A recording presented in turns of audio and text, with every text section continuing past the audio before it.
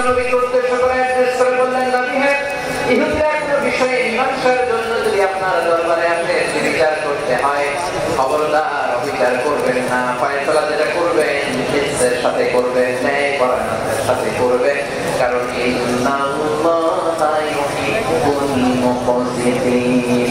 নিশ্চয় আল্লাহ রাব্বুল ইজ্জাত ন্যায় পরায়ণশীলদেরকে বড্ড ভালোবাসেন। সুবহানাল্লাহ।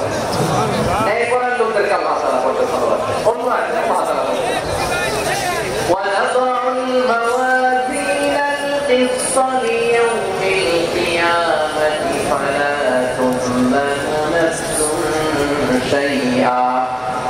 আমি কিয়ামতের দিন ন্যায় পরায়ণতার মানদণ্ড স্থাপন করব, যেটাকে আমরা মিজানের পাল্লা বলি। আল্লাহ বলেন, ন্যায় বিচারের মানদণ্ড কিয়ামতের ময়দানে আমি আল্লাহ স্থাপন করব।